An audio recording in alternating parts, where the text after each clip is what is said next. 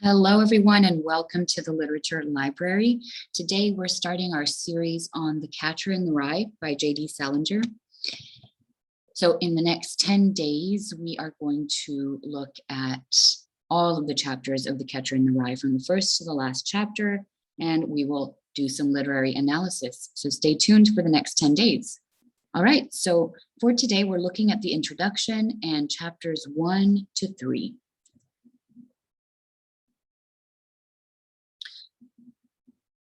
Okay, so something I'd like you guys to think about while you're reading this novel is Holden and Tone. Holden is our main character. He's also our narrator. So I want you to think about who is Holden Caulfield. Think about how you would describe him and think about the way he talks. And if you're tuning in with us now, go ahead and get a piece of paper out or your notebook, and you can pause the video and start writing some answers down.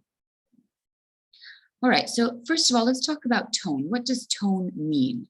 So when we're talking about written composition or writing, tone is the attitude of a writer toward a subject or an audience. And usually writers convey tone through their choice of words, or they convey it through the viewpoint of the writer on a particular subject. So let's take a look at Holden's tone. Holden is our narrator. While we're reading the book, we can immediately tell that his tone is sarcastic, it's cynical, it's dark, it's judgmental, etc. So it's a very sarcastic, dark tone. Something to ask yourself is, why do you think the tone of this novel is so quote unquote dark? It's not a very happy-go-lucky novel. It is a coming-of-age novel. We do have a character who is a teenager here, and a lot of things are happening, a lot of things are changing for him. So think about, why is the tone dark? Now, let's look at narration. What is a narrator? Who is a narrator? So the narrator is the person telling the story. The narrator is the person from whose perspective the story is told, and the narrator narrates the text. Now, Holden, as we said, is the narrator of The Catcher in the Rye. Now, ask yourself, how do you know? How do you know that Holden is the narrator? All right. So obviously, when you're reading the book, Holden is telling the story. We can see that by the fact that he's using pronouns like I, my, mine, etc. And so we know that he's the one telling the story. Now, is Holden a character in the book as well? Well, a narrator can also be a character in the book, and this is first-person narration. So yes, Holden is our main character, our protagonist, and he's also our first-person narrator. Now, the main character, what do we call the main character? We call the main character a protagonist. The protagonist is the principal character in any literary work, such as a drama or a story, or even a TV show. So now we want to look at the narrator. What's the difference between a first person, a second person, and a third person narrator? We want to talk about what type of narrator Holden is. And narrators really, we have to ask ourselves the question about their reliability. Do we think Holden is a reliable or unreliable narrator? In other words, can we trust what he's telling us? Can we trust him? Could he be lying? Could he be seeing things from only his point of view? Think about memories. For example, you and your friend might have gone on a trip together when you were kids, and it's the same trip, you went to the same place, you went together, but you come back from that trip with different memories. So in that case, you and your friend would both be unreliable narrators. All right, so what is the difference between a first person, second person, and third person narrator? So to make it really easy, you'll notice that in a book, it's a first person narrator when the narrator is referring to him or herself with I, me, my, mine. So it's the first person. The narrator is telling us about him or herself. Now for the second person, this is very rare. You will rarely find a second person narrator in novels. This point of view is a point of view where the audience is a character. So what I want you to think about is, for example, Nike and their commercial and their slogan, just do it. Who are they talking to? They're talking to you, the audience. You just do it. So the second person point of view uses the pronouns you, your, and yours. The narrator is addressing the audience. So stories and novels in second person, like I said, are comparatively rare, but they're not rare in the third person. Now, the third person narration, it belongs to the person or people being talked about. So basically, very easy. If you see pronouns like he, him, his, himself, she, her, herself, it, etc., then this is third person narration. And the third person narrator is the most common type of narrator. Plenty of stories and novels are written in the third person. And this is a disembodied narrator, meaning the narrator isn't actually part of the story, almost like a ghost. Or so this narrator describes what the characters do and what happens to them. And we don't see directly through the character's eyes as we do in the first person narrative, but we see that the narrator is describing the main character's thoughts and feelings about what's going on. So very different from first person. All right, now what type of a narrator is Holden? Well, we know that he's using I, me, mine, etc. in the first person. All right, so let's think about it for a second there.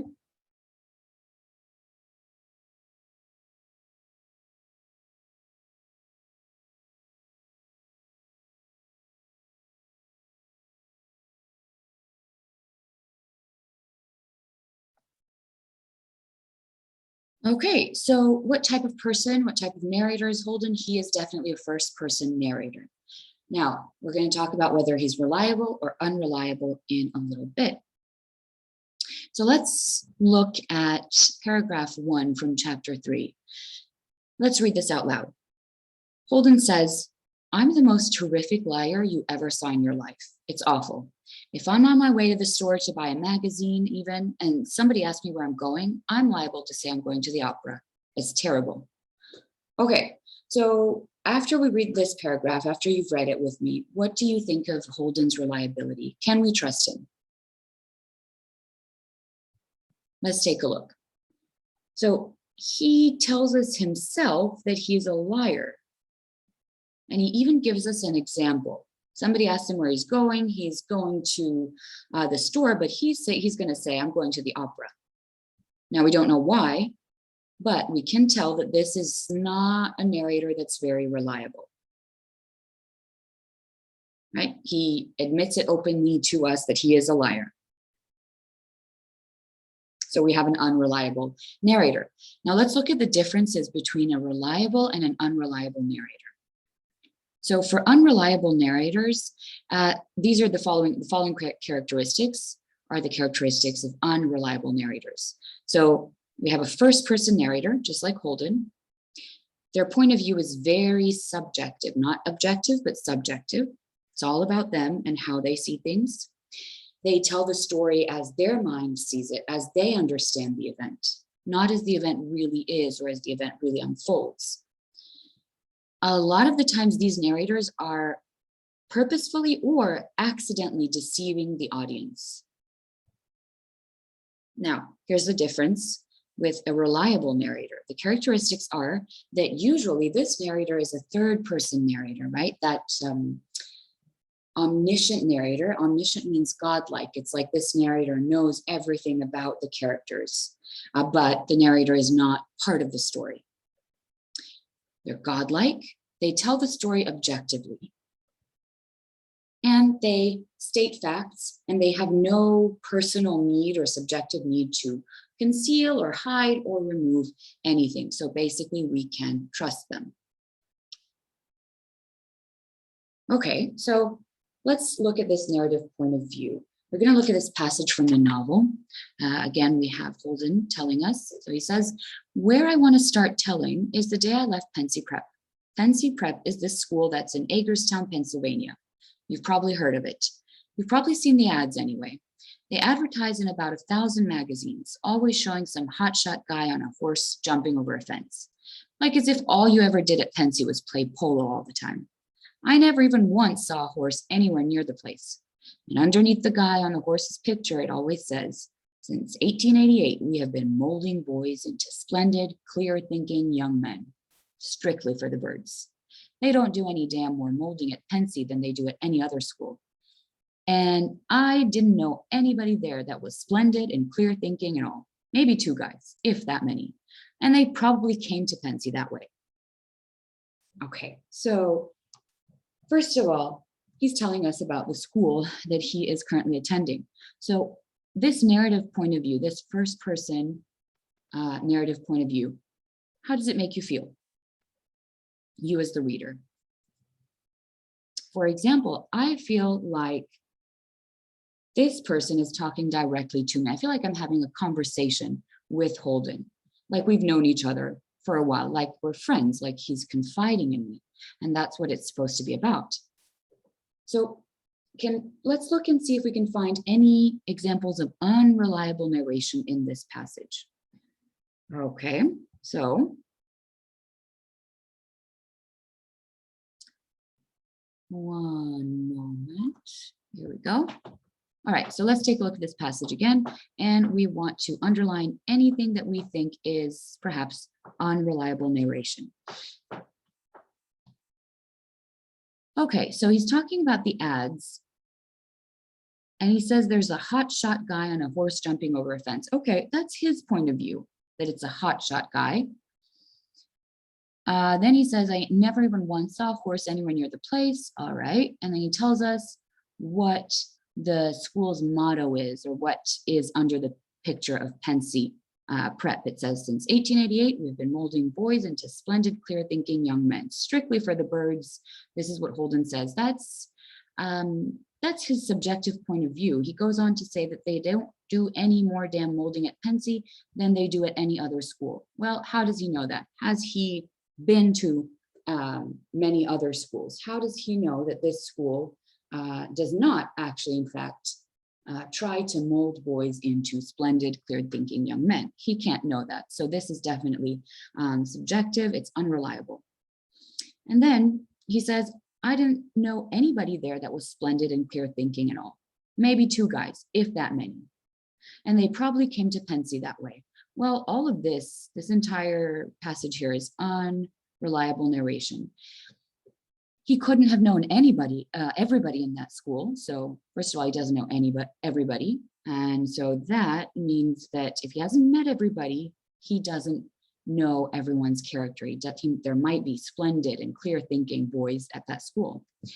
And then he says, okay, maybe I know 2 guys that are splendid and clear thinking. And then he says they probably came to Pensy that way. Well, he can't know that. He doesn't know that. Maybe they came to Pensy that way. Maybe they were actually molded at Pensy. So what I'm saying is this is a prime example of unreliable narration.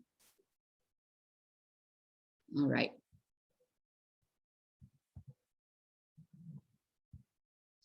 Okay, so let's talk about our narrator and protagonist. So a few questions that I'd like you to ask as you're reading this book, especially chapters 1 to 3, is how does Holden talk to us? I want you to think of this and answer it. And please do feel free to answer it in the comments below so we can start a little conversation going. What is his way of speaking? Is it formal or informal? Is this way of speaking or narrating different from what you've read in other novels, and how so? And then we also want to think about the meaning of the word vernacular. Some of you might know this word, others might not.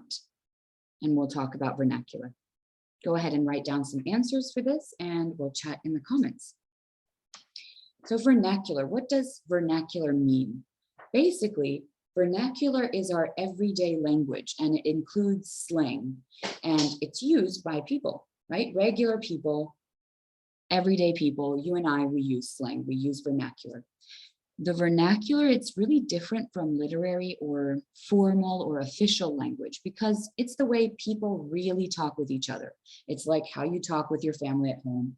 It's like how you talk with your friends. So an example of modern vernacular, let's think about that for a second.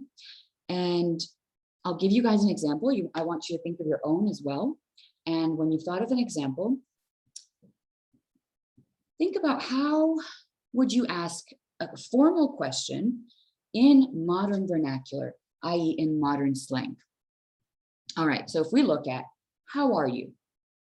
How are you is a formal question. It is not really vernacular. It's pretty formal. Now, we could say, what's up? Or how you doing? That is definitely vernacular. It's everyday language, including slang. All right. Let's look at another paragraph from Holden, and we're going to see if we can find the slang in this paragraph. We're going to think about what these words and phrases mean, and we're going to think about why does J.D. Salinger choose to have Holden talk to us in the vernacular instead of in a literary or formal speech. So Holden says, after I got all packed, I sort of counted my dough. I don't remember exactly how much I had, but I was pretty loaded. My grandmother just sent me a wad about a week before. I have this grandmother that's quite lavish with her dough.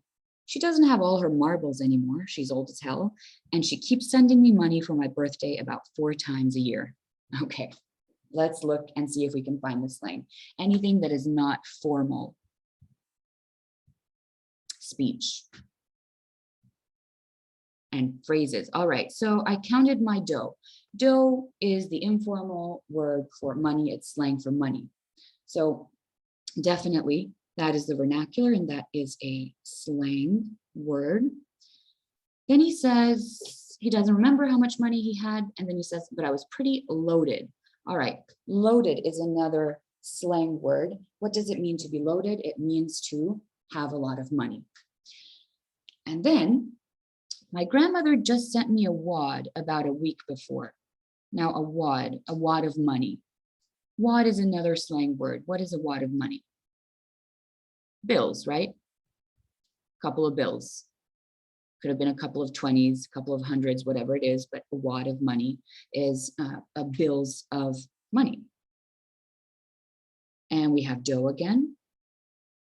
We also have a description of the grandmother. He says she doesn't have all her marbles anymore. Okay, now we might not use this phrase in modern slang today, but in the slang at the time this book was written, they'd have used it. What does it mean that someone doesn't have their marbles? All their marbles. And I'm sorry for the noise, that is my cat. All right, so she doesn't have all her marbles anymore, and she's old as hell. Slang. All right, so she's very old. She's not as old as hell. She's very old, and she does not possess all of her mental faculties, would be the formal way to say it. She's getting old. She's losing maybe her memory. All right. Now, why does the author choose to have Holden talk to us in the vernacular? That's the question. Imagine if Holden had not talked to us this way. Imagine if he'd said things like, she doesn't possess all of her mental faculties.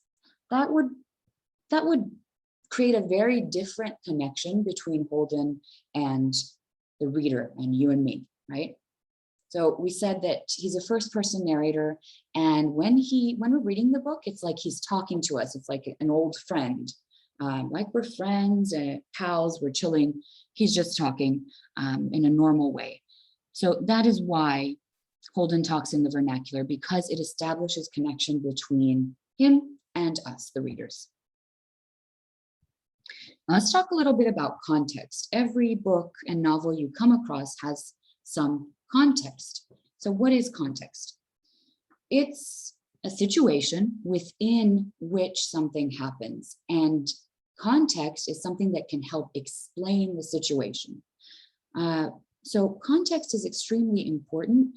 Why? Because without context, we can miss a lot of important things and a lot of important details in a novel.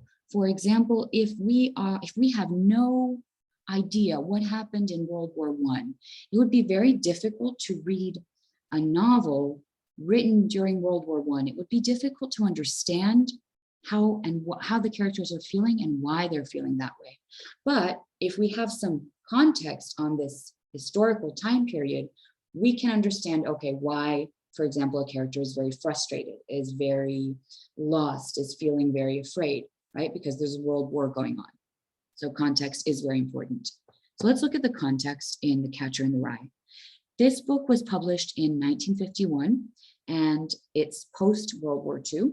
The setting is post-World War II. And so what we want to know is the historical context and what was happening in the US at the time. Basically, there was this burgeoning industrial economy after the war. And this meant that the United States was really prosperous and that certain social rules were being created. And these social rules, people were expected to uphold them. People were expected to conform. And this meant this expectation extended to younger generations as well. So what does it mean to conform? It means to behave and dress and speak like everybody else, to not stand out. Now, Salinger, J.D. Salinger, through his main character, our narrator and character, Holden, he uses the slang and the profanity of the time in order to show a young man who is not really willing to conform to the social norms, a young man who doesn't want to look and speak like everyone else, who doesn't want to feel like everyone else. So for this reason, amongst others, this book was actually highly criticized when it came out. It was banned in many schools. But however much older generations criticized this author, J.D. Salinger, for the younger generations, his main character, especially at the time, was this symbol of complete individuality, shameless individuality in the face of all these social and cultural oppression that was all the social and cultural oppression that was going on. And so many young people felt that Holden kind of was a symbol for all of them. He stood for all of them because Holden, like themselves, they felt pressured. He felt pressured into growing up, felt pressured to live according to these social norms and rules.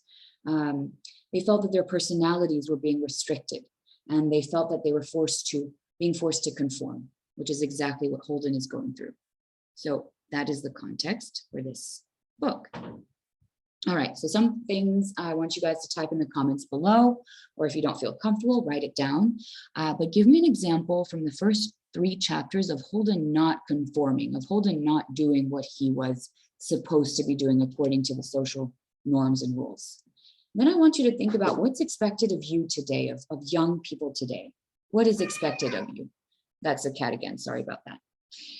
And I want you to think about if you know anyone who doesn't really conform to some social codes or some social rules.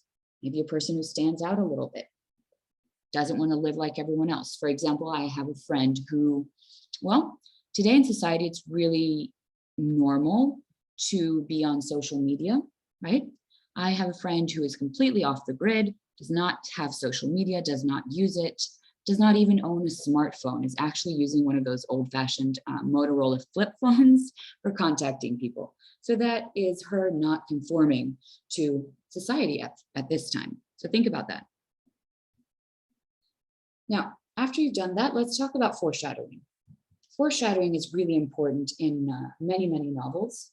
Let's see what it means in literature. So it is a literary device, something that the author uses to give clues about events that are going to happen later in the story. It's like a clue. And these clues are sometimes subtle, so sometimes we don't really notice them or fully understand them until we finish the book, and then we go back and kind of do a second reading, or we skim through it again. So foreshadowing, it can come in the form of descriptions, descriptive details like stormy weather, storm clouds on the horizon. It can be a little bit of dialogue, and it can even, foreshadowing can even be in the names of that an author gives characters. All right. So let's take a look at an excerpt from the beginning of the novel. So Holden says, "Besides, I'm not going to tell you my whole goddamn autobiography or anything. I'll just tell you about this madman stuff that happened to me around last Christmas, just before I got pretty run down and had to come out here and take it easy." Okay, well, there's definitely foreshadowing here. Madman stuff that happened to me around last Christmas, and we have last Christmas. And then he says, I got, again, past tense, pretty run down and had to come out here and take it easy. Out where? Where do you guys think Holden is while he's telling us this story about his past? Think about that. We've got words like madman stuff, feeling run down, come out here and take it easy. If something terrible happens to someone and they are feeling run down, and then they go to a place to take it easy, what could this place possibly be? This is foreshadowing. So where is Holden? Well, at the beginning of the novel, Holden is hinting that he has been hospitalized for a nervous breakdown, right? So he's now in a mental institution, in a hospital, to take it easy because he's had a nervous breakdown. And the story of this is revealed over the course of the novel. This is some great foreshadowing here. Okay, let's also talk about conflict. In literature, what does conflict mean?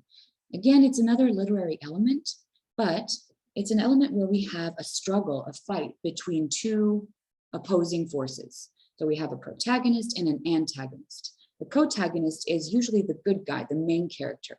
The antagonist is what we would call the bad guy. So I want you to think and answer this question. What is the major conflict in this novel? And do you think Holden is mature or not?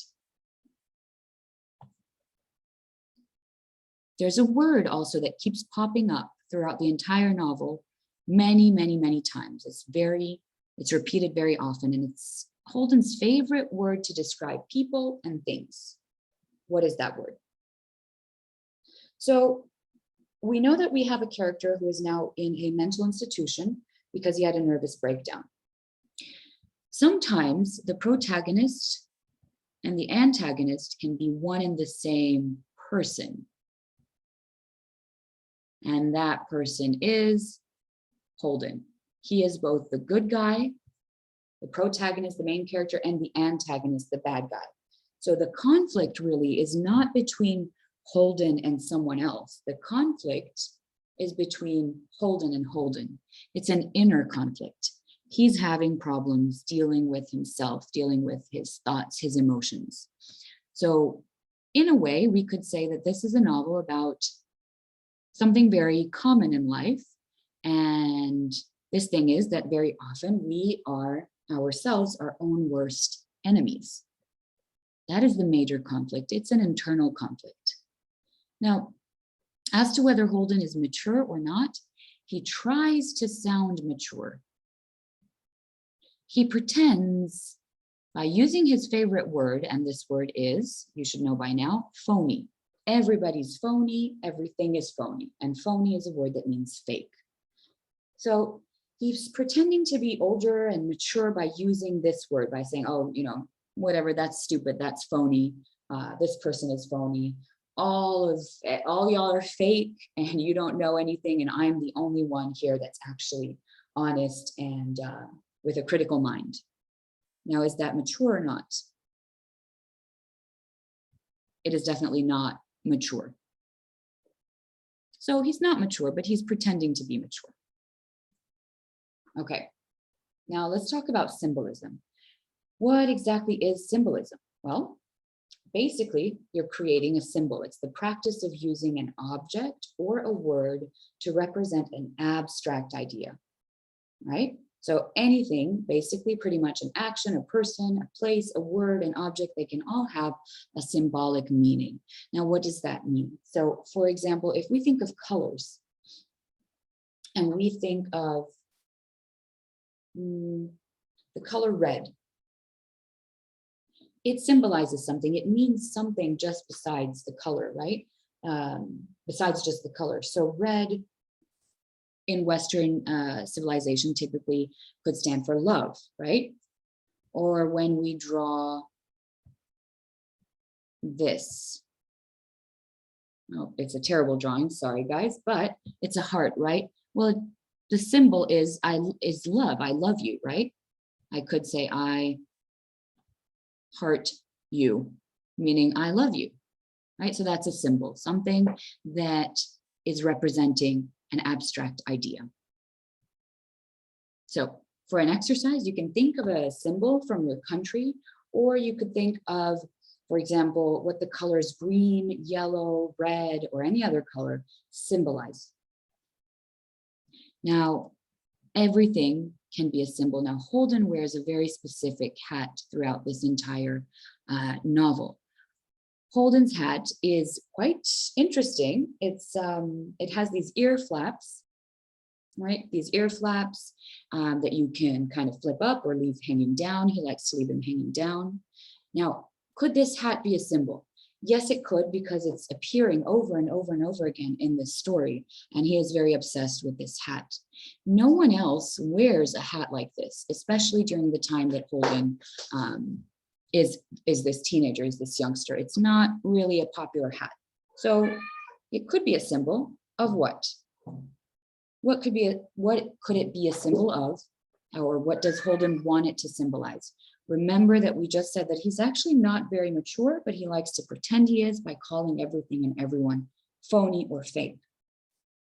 So what he's doing by doing that is trying to set himself up as different, as an individual, as a non-conformist, someone who does not conform to society and society's rules. So he wants it to symbolize individualism and individuality.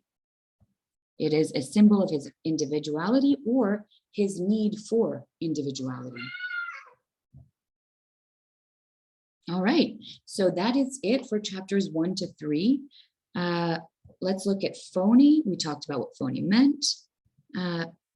Let's take a look at it one more time. So phony, something that is phony means it's fake, but also a phony, if we're talking about a person, means an insincere, deceitful person, someone who's pretentious, who lies, who's not really being him or herself. So for homework before tomorrow, before our next video lesson, go ahead and read chapters 4, 5, and 6. Take a look at the terms theme, motif, and protagonist. And if you're up for it, if you're getting ready, for an exam, or if you're going to be studying The Catcher in the Rye soon in school, go ahead and practice by answering the essay question in just 200 words. Is Holden himself a phony or not? And why? And when you're explaining your why, try to use some textual examples. Give us a few quotes from the story. All right, again, I'm sorry about my cat. And thank you for being here, guys. Please leave comments down below with your answers to the questions that we talked about today. Also, leave any of your own questions down below, and I will see you tomorrow for the second part of this series.